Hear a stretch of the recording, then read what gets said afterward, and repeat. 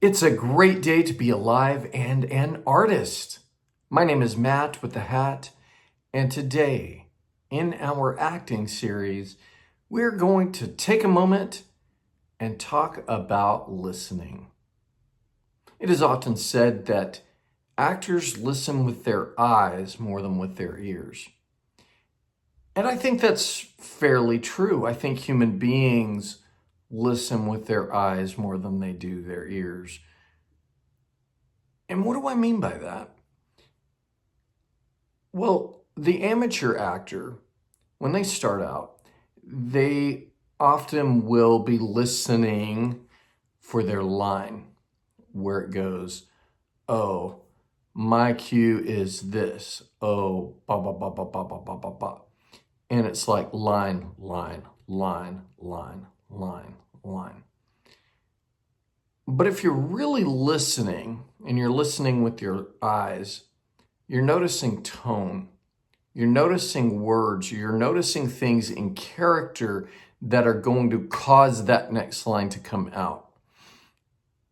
If you think about when you're having a conversation with a friend, let's say it is your brother, right? And your brother is saying this thing, and it always annoys you. Let's say he calls you Twinkle Toes, right? And he goes, "Hey Twinkle Toes, how's it going?" Now, the amateur actor is going to react to, "How's it going?" Next line, right? The more professional actor is going to hear Twinkle Toes, and the reaction starts immediately. Once that twinkle, that annoyance is already there, and the formulation of how the character is going to respond happens then. And moreover, when we react with our eyes, we are noticing subtle nuances of what the other person is doing. Right? And it's not just what they say, it's also how they say it. It's not just what they say and how they say it, but it's also when they blink. It's also every twitch. It's also all these amazing, wonderful, subtle nuances. One of my best friends in the entire world is an incredible actor. He's been cast in all sorts of things. And when he was being trained, he was very big and very broad. And often kind of a bit like Jim Carrey early style. And his acting instructor made him sit on his hands. And he said, everything you just did, I want you to convey with just your eyes. Simplify it. And so with that subtlety, and keeping going smaller, smaller, smaller, especially you camera actors, smaller, smaller.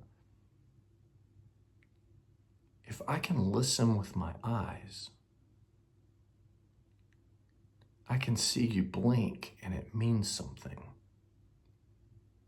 I can see that micro expression, that little scowl that happens when you hear a certain name. And that helps me to speak my line or cause my next reaction or cause my next action. Right? When I listen with my eyes, I'm listening by seeing someone come into the room and their countenance is different. So think about this in your own life, right? You are in some sort of relationship. We're all in relationship constantly. and someone walks in and they have a little bit of different energy to them. Maybe they're downtrodden, maybe they're walking a little slower, maybe their eyes are focused more on the floor. The first reaction is something's wrong, especially if we care about that person, right? They're tired, they're this, they're that. There's a million different things that we may hear with our eyes, right? And then that causes us to create a reaction, right? If we don't like the person, it may be, oh, they're having a bad day, good for them. Or it may be going up and trying to comfort them, or it may be giving them a gift. It could be a million different things depending on the person. But when we listen with our eyes, we're noticing things, we're observing things, we are observing all the nuances of the moment, and it becomes quite interesting and fascinating, right? We notice that stutter, right? So I stutter a lot. I have these moments of hesitation when I speak. And those moments of hesitation, those pauses, they're saying something. Sometimes it's thinking of the right word to say. Sometimes it's that the words are not happening as fast as the thoughts are happening. Sometimes it's choosing the words correctly. And if I'm the actor across from you, those stutters mean something. Those mistakes mean something. Those moments of thought mean something, and they help me to engage in the scene more. So we listen with our eyes. Of course, we're also listening with our ears because we do want to make our cues with the lines. We do want to hear the tonality of the voice. We also want to listen with our senses, right? When we were in our audition series, one of the things we talked often about is, where are you? What is the setting of this place? Is it freezing cold? Is it hot? Right? If you're in a scene, the sensor, the senses are absolutely essential in our listening process. If it's hot and we're sweating and we're being interrogated, then that changes our acting. And if we're the interrogator, the more they sweat, the more frustrated they get, the more we're able to pounce on our suspect or whatnot, right? Smell. My brother has this very keen sense of smell. And I remember this one time we were acting in a scene. This was years ago, long time ago. And someone didn't wear deodorant that day. And we're acting in the scene, and my brother goes,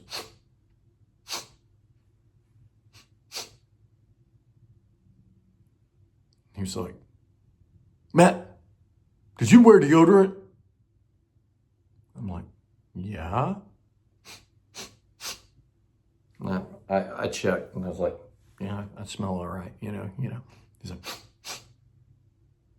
very loudly in a rehearsal. This is my brother. He goes, somebody stinks. Somebody needs to take a shower, put on some deodorant, right? So smell is also a part of listening. Think about it. We're in a play and a smell comes to the character's mind. Think about how smell affects you. You smell that thing and suddenly you're transported to years ago, right? You smell popcorn and suddenly you're transported to the movie theater years ago. You smell a certain flavor of something and suddenly we are transported, right? Someone stinks. If they have a certain scent about them, that we find alluring, or something that we find, oh, they're abhorrent, right? It creates a tactile sensation. And so we listen with our eyes, we listen with our ears, we listen with all of our senses, how someone touches us, right? If someone slaps us, that's an easy one, right? But how, if they were to touch my face, right? As a performer, what is my relationship with that person? It could be a violation, or it could be the ultimate form of intimacy, right? How close are they?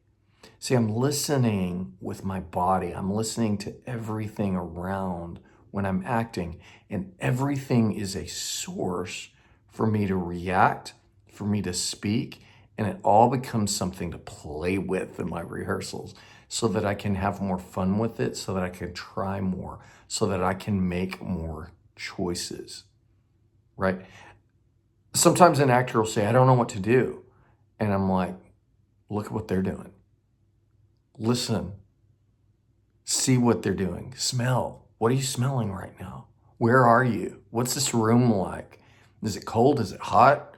Is it neutral? Do you need a blanket? Like, where are you?